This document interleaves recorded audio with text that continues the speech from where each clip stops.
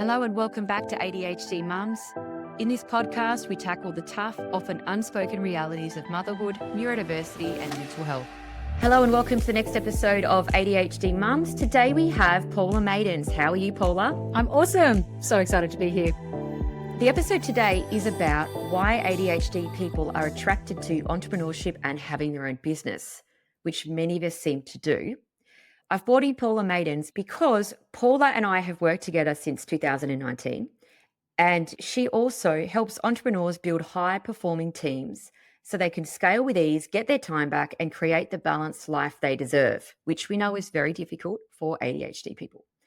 Paula has been a business consultant for 14 years and uses her signature 6-pillar framework to shift the perception that hiring, leadership, and stepping up as an empowered CEO needs to feel hard.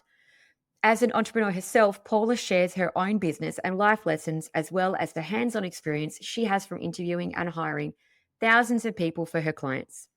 Paula is also a proud mum of 2 beautiful boys. She's a wife and a passionate yogi and avid traveler. Welcome to you, Paula. Thank you. Thanks for having me. So Paula has kind of become a friend because we've worked together for so long on 3 different businesses. And getting clear on what we want is something ADHD and neurodiverse people don't necessarily do often.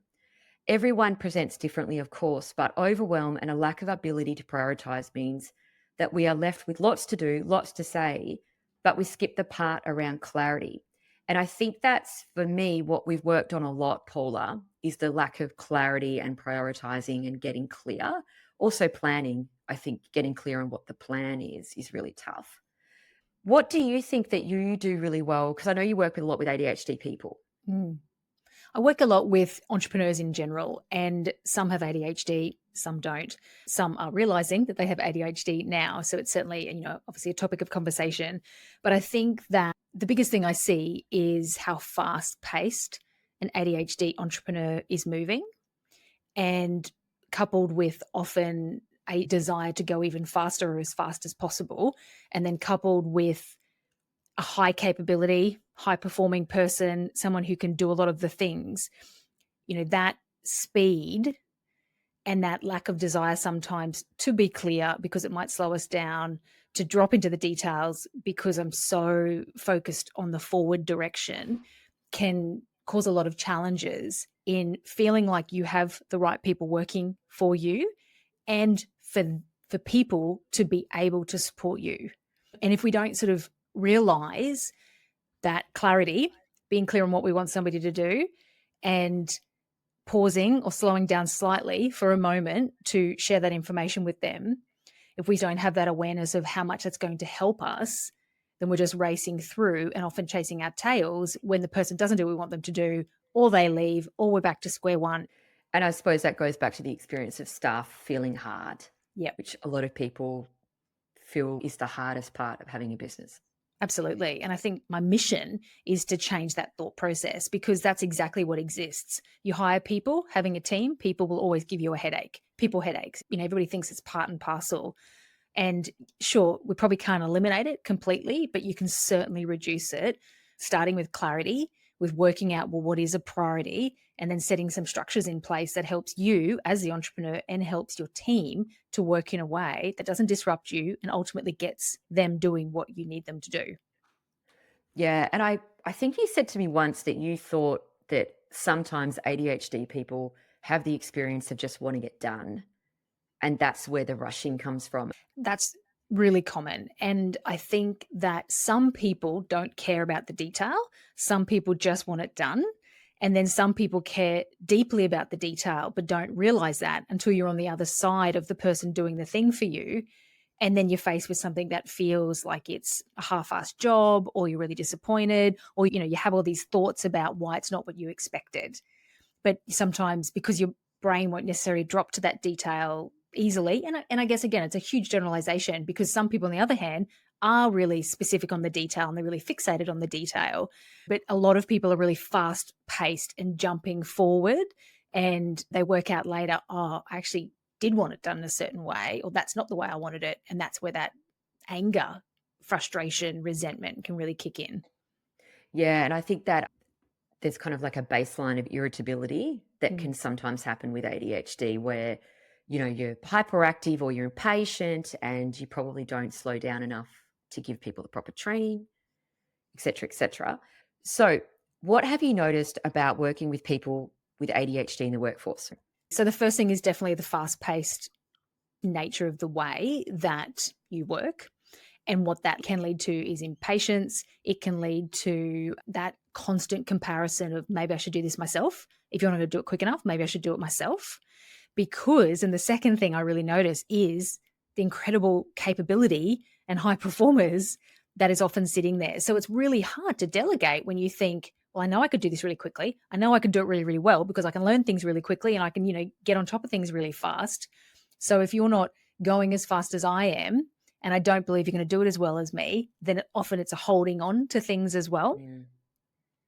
And the other sort of really big thing I see is lots of ideas, which, to be fair, they're often incredible ideas, which is the reason many of you are entrepreneurs, because you've got these ideas, you can see things differently. So often the ideas are incredible, but where I see it becoming a challenge sometime is when you're jumping from idea to idea, it can be disruptive.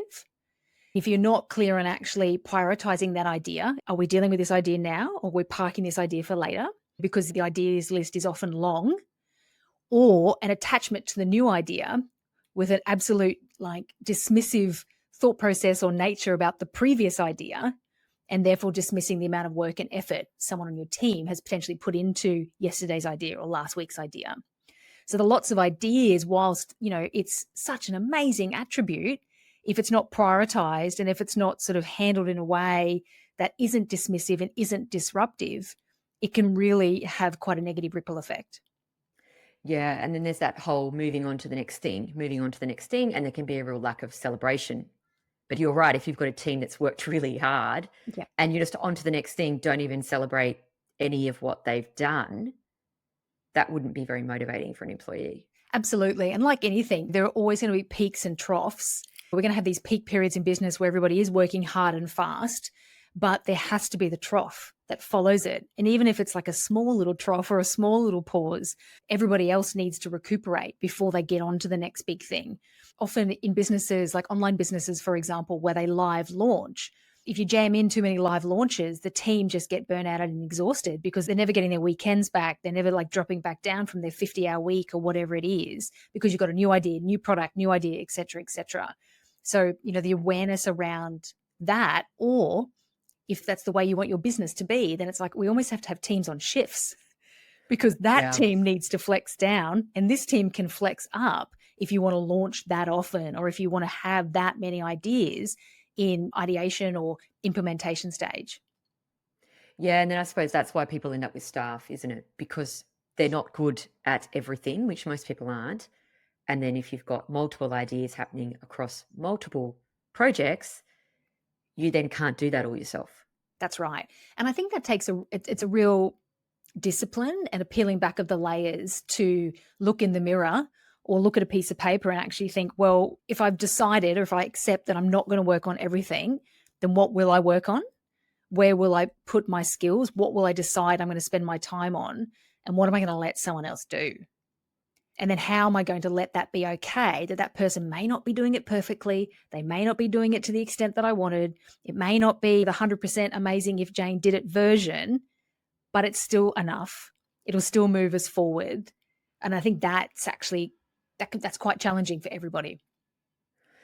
So what are the things in my business that only I can do and I can't teach someone to do it as well as I can, or I don't want to teach somebody, or I just love it? And they're the things we hold on to. Whereas the things that irritate us, we can do with our eyes closed, that we've done so many times, we could probably just record a Loom video and someone else can pick it up pretty quick. Or the things that we know other people have the skills to do it to a sufficient level, not 100%, not perfect, but sufficient. They're the things we need to hand over if we want to grow beyond our capacity. And ultimately, that's also a choice. Like, you can stay doing all the things and you'll just be limited by the number of hours you've got in a week to allocate to work. Yeah, or you do too many hours, you can't sustain, you lack consistency, Yeah. and then you burn out it dies, you get another idea, and then I do see a lot of ADHD people on the cycle of ideas, but they either don't initiate them or they can't be consistent. And I've done that in the past as well. And then, yeah, you end up just not being able to succeed. So I was talking to you about whether you'd worked with ADHD people before because you seem to handle me quite well, Paula, and all of my chaos.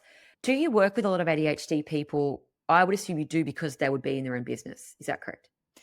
I'd say 50% of my clients have ADHD, either self-diagnosed or diagnosed, and I'd say 50% don't. I think that there are a lot of entrepreneurs now identifying as ADHD or diagnosed, and I think there are a lot more of them in the startup space, in the newer space, and I think there are less of them in established businesses. So, for example, if I think to a business group that I was in last year, 5 out of the 7 people were going through the process of having a diagnosis, being diagnosed, or self-diagnosing themselves. Wow. And they were creatives, and they were sort of in probably like the first 5 years of business. Yeah. They're also really creative, and they're really fast-paced, and they're highly capable. So they're just like, well, why not just make this money for myself and go as fast as I can? What would be a main difference that you would see working with a neurodivergent person and working with a neurotypical person? I identify as neurotypical.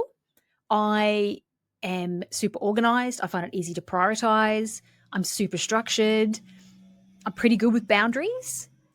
But, I'm definitely not perfect Polly over here because bordering on the edge of burnout, and spent the weekend away from my family and children to make sure that I don't sort of tip over to the edge. So I guess overworking, it's really common across like lots of entrepreneurs. I'm probably not that fast paced, for example. I don't think I move through things really fast. My brain drops right down into the detail and gets stuck there. So actually I need to surround myself with people who can make implementation seem really easy. Whereas potentially, if we're generalizing, I've got a great friend who is an amazing entrepreneur and runs an online business. She'll get an idea for a new online product. She'll build the product, record the videos, write the sales page, push it to market, run some Facebook ads, and wake up with sales in a 24-hour period. Sorry, is she neurotypical? No. I was like, that's crazy. Absolutely. She's definitely diagnosed as ADHD. And she's amazing. And I just look at that and just go, that'd take me a year. I wonder what her recovery period on that would be, though. Well, I think it's how much back to back she does of that. So I think she's learning to give herself some downtime. I wonder if it takes a similar amount of time when you look at a recovery period for one project. Is it just a neurotypical person does it a chipper, like all over a week, and the other person goes 24 hours straight and then sleeps? I think because I've been in business for myself for 14 years and I've started 3 businesses in that period. And the first business, I think I made all the mistakes under the sun. And I literally woke up 4 years in and just hated what I'd built and hated the model, the structure, the way I was working, all the things. And it took a long time to unwind from that. And I guess that sort of, I wouldn't call that burnout. That was just mistake land. And so I think I carry that forward now with me, with everything I do. And that really makes me slow down. And it's almost like the fear of ending up there again means I'm going slow.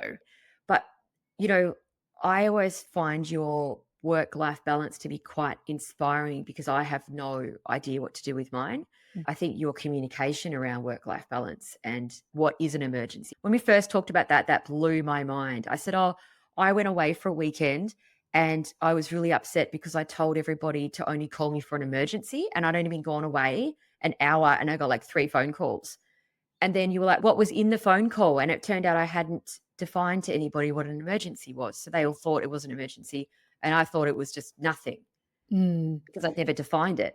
And I think that's just the way my brain works is it's highly practical and it drops to detail.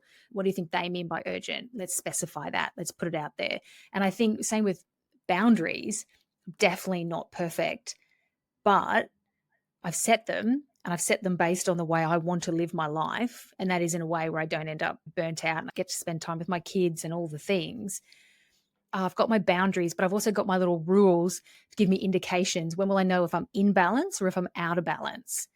So one of the other things is when my kids come flying in the door, literally I can hear them like, doing the lean around the corner when they get home, flying in. If they arrive at my desk at 3:15 after school and I want them to go away because I haven't finished my work, that's telling me something. It's just a trigger. It's just an alert. Something's out of whack this week, that you feel like you need another hour or whatever.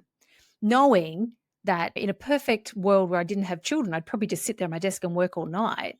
But actually, it's more like, what have I said yes to this week that's led me to needing this extra hour, when I had decided that for me, work-life balance looked like being ready by 3:00 most days for when they come in to have a chat.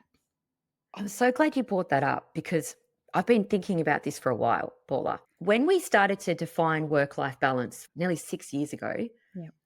I remember you said to me around what defines it? What do you want? I remember not having any words, which is rare. Like I had no idea because no one had ever asked me. I never thought of it. And has become clear to me only in the last 3 months working with you again that I think it's because I have had the mindset, well, when everyone's finished with me, when I've done all of the things that I need to do for everybody else, then I'll just like know that that's my free time. But setting it up that way means you never have any of that because you're a mum and it never ends, or you're in your own business and it never ends. And it never occurred to me to have a boundary and hold Mm. or what that boundary was. Like I'd never defined it. But when you said about if it's 3:15 and your kid's standing next to you and you're like, can you please go away? That is such a vivid thing for me. I'm like, that's a really strong boundary that I wouldn't have thought to define. Mm. And that's the thing. It's kind of like I sort of set that out as my benchmark or my ideal. And then I went through the practicalities of that. And it wasn't practical for the amount of work I wanted to do, the amount of clients I wanted to have. Yeah, it's a great point. And I think there'd be a lot of people that would be listening that would be more of the ADHD mum, like I want to work from home, create a small income. Maybe they want to do a large income, who Yeah. knows? But a lot of the mums that I see posting or I talk to will probably most commonly say, I want to make like a full-time salary, working part-time from home and be able to be there with my kids from 3:00, drop them off. And that's kind of like what I'm looking for is generally what I see. And I mean, that sounds like the dream, doesn't it? But I wonder if they end up working at night because we never define, which is what I've found for myself. I've never defined what that actually success looks like. Mhm. You just go, well, I'm just going to make the full-time money, and then you end up working all night. Absolutely. And if you like working at night, if that's when your creative juices are going, or you love the quiet of the night when the kids are asleep, then do that. That's great.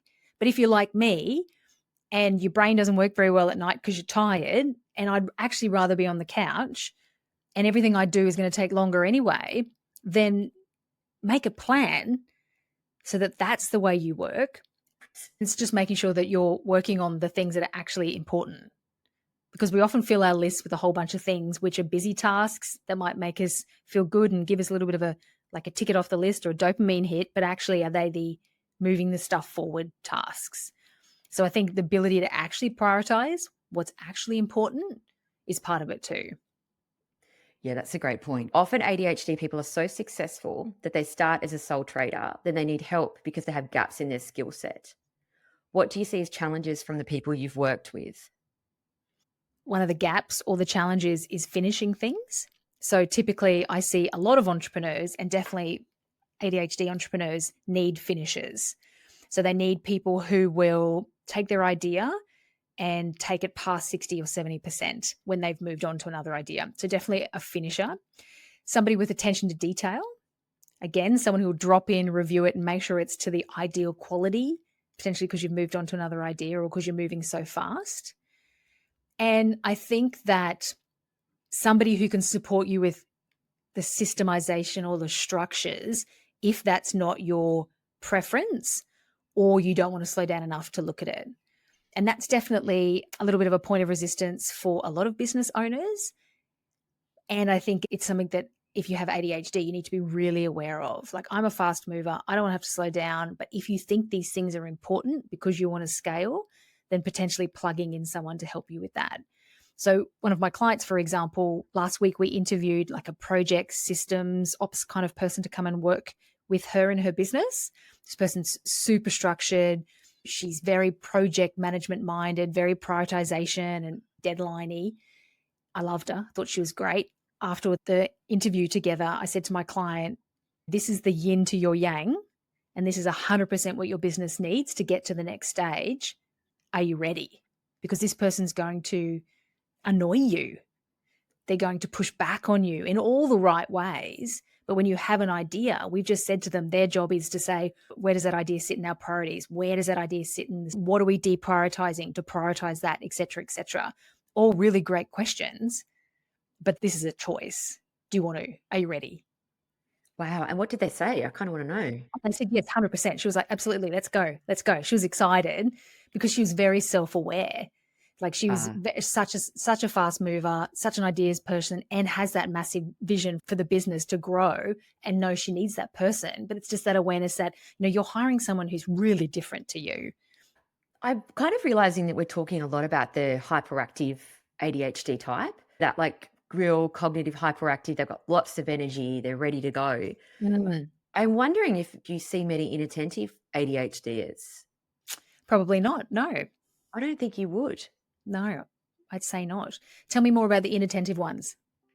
I would imagine if there was an inattentive ADHDer, they would probably be the type that would turn up to your meeting. Like, how you usually set tasks, you make a plan, everyone knows what's going on.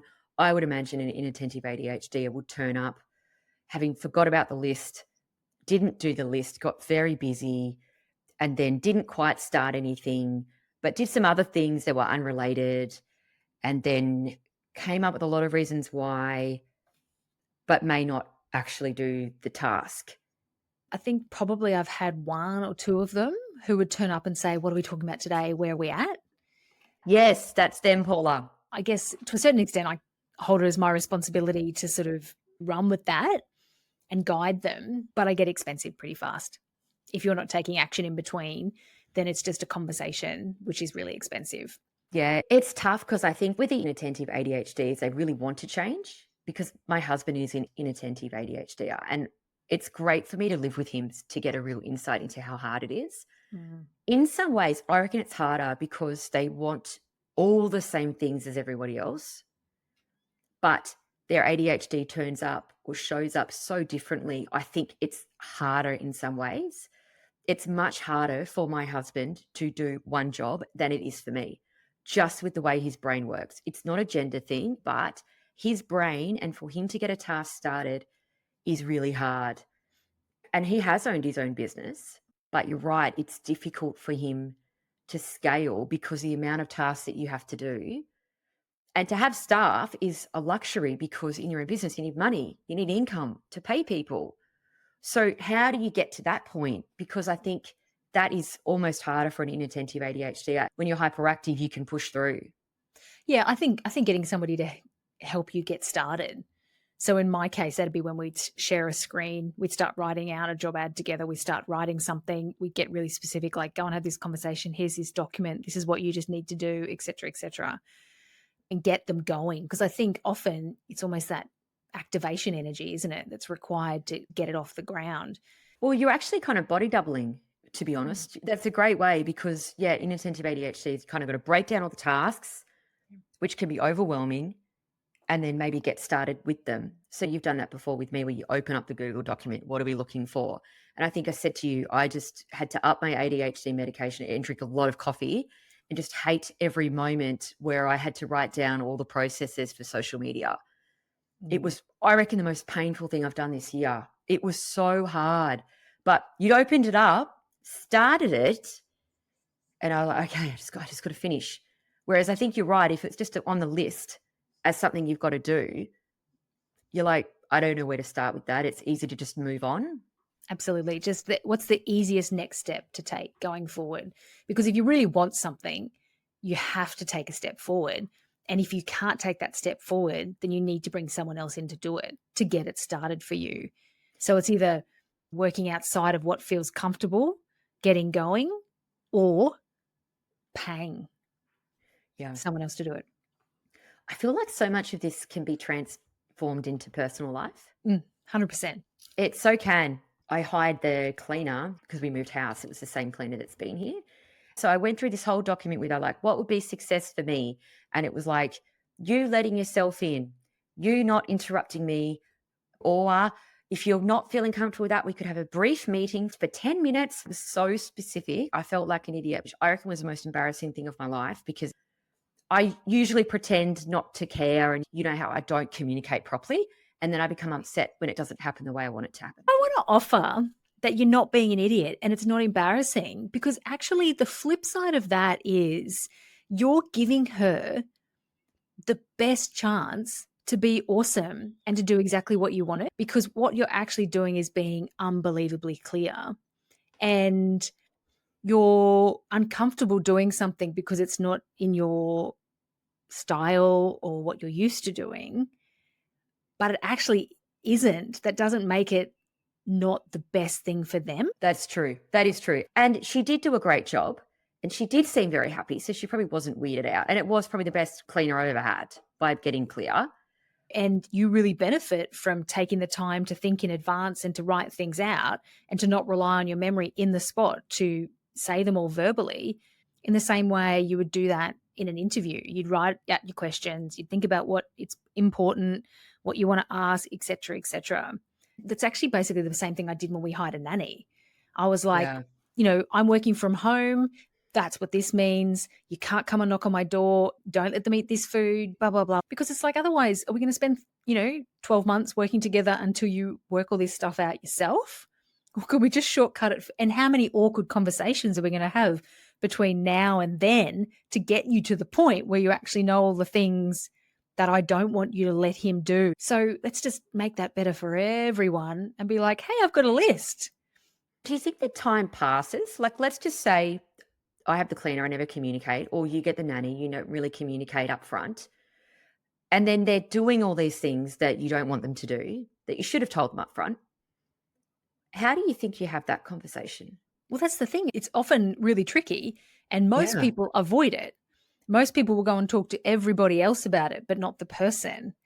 But if we come back to your workplace in your team, then that's when you need to sit down and go, okay, well, I really need you doing this, but at the moment you're doing this like this, and here's the gap. And most people call them, you might have heard the term constructive criticism or difficult conversations, but actually they are, because you need to learn how to deliver that conversation in a way that's clear and motivating and not upsetting. But you can avoid all of that by being so clear up front. Yeah. And I think I've been caught in that awkward conversation for so long that that's what pushed me to have the conversation up front. Do you know what I mean? Like, I think you showed me the skills, yes, but then it was really the fear of having to do it anyway in slower steps, drip by drip over a long period with, let's say, the cleaner, for example, where if I don't tell her she's going to continue to do these things, which is, I'd just had a cleaner for 2 years that I didn't brief and then it felt too late. And then it just, it was difficult. And I chose not to have the conversation because I was wanting to avoid it more than I was unhappy. But this time I was like, right, I am good to go. I know what to say. I've got the skills and I know what will happen if I don't. Absolutely. You're going to have to talk about it at some stage. So most things somebody isn't going to work out through osmosis. So if you look at it from that perspective and go, I'm actually helping them avoid the difficult conversation or the awkward conversation down the track, and I'm helping me, let's just be clear. Yeah, it's great because from the employee's point of view, you wouldn't want to be flying blind trying to figure out what they liked. That's right. That's right. And most people will come and work for you who want to do a really great job. Like, I don't believe that most people lie in the interview and try to trick you into hiring them if they're not right. Like, I just don't think most people do that. So if we also think, well, they want to do the right thing, they want to please me, they want to perform in a great way or be a high performer. So how can I help them do that? I've got to spell it out. I've got to spell out the things that are important and also tell them the things that I don't care if you vary. Like, if you just, and that might be social media, it might be responding to emails, just as long as you respond within 24 hours and don't swear, great. Okay, cool. If you don't care about the detail, then let them know where they've got free reign as well. I think it really goes over into personal stuff too, because it must, I don't know if it's a neurodivergent thing where I just feel like the details around how I want things done, like hubby, kids, all of it, seems to be like I think they're going to mind read or something. And then I just end up getting confused as to how did you not know that you had to get that done today because, that child needs that particular food? How did you not know that? But have I spelt that out? Mm, Unsure. absolutely. So get really clear on what you want to do, what your business needs you to do, whether you're going to do it or whether you get somebody else to do it. And if you're bringing in someone else to do it, then get really, really clear on what success looks like and what parts you're obsessed about they do in a certain way and what parts you don't care, and hire That's that true. person. Sounds so easy when you say it. I love it. Okay, final question, Paula. What do you think works well for ADHD people who struggle hiring staff? Getting trusted guidance, having somebody to bounce it Mm. off. I think knowing your blind spots, knowing that you're likely to rush into it, you're likely to hire off instinct. If you haven't got the clarity that you need, or if that clarity doesn't feel obvious to you, get somebody to help you get it so that you can actually go into it in an objective way, almost with a checklist. Okay, Paula says, I can't hire somebody unless they prove to me that they can do this, this, this, and this, and they want to do it like this. So, because you've got to work out how to be objective, because most people hire staff from an emotive place. And if you're fast paced and you're wanting to make a quick decision, it'll be a highly charged emotional decision, probably. And if you don't have the clarity of the hard skills that you're looking for or the specifics, then you'll just hire based on a feeling and you'll be facing awkward conversations. So get the Yeah. guidance to help you get the clarity you need to do it once well. So, hiring for yourself as an entrepreneur is typically really emotional. You don't have much money. You've got a small budget. You've got all the ideas in the world. You've got to work out actually what is the most helpful person to add in here to put my money towards, because you don't have much. And then you've got to make that decision in the best possible way. And you need absolute clarity. So what do you need the person to do specifically? How do you want them to do it in a way that's not going to annoy you? What parts do you care deeply about? What parts do you not really care too much about? And then from a practical perspective, how are we going to find this person? And what are you going to ask them in an interview to make sure that they can actually do the things? Yeah, perfect. Okay, I reckon we are nearly ready to finish up. Is there anything you want to add before we finish? No, I think that probably my overarching message is learning to harness ADHD by learning to communicate well, learning to delegate well, and surrounding yourself with the right people can be really exciting. Yeah, and there's a lot of energy that you can harness Totally. in a positive way, possibly. You can, I suppose, hone it in the right direction instead of spreading it across a lot of areas that you're not good at. That's a great point. Thank you so much for your time, Paula. If you don't know who Paula is or you'd like to find out more, I'm going to leave all of her information in the show notes. And thank you very much for your time. My pleasure. Thanks for having me. The key message here is you are not alone. Thank you for listening. If you enjoyed this episode, follow us on Instagram or head over and join our amazing ADHD Mums podcast Facebook community. Everything you do matters and helps to spread the word about what neurodiversity in females looks like.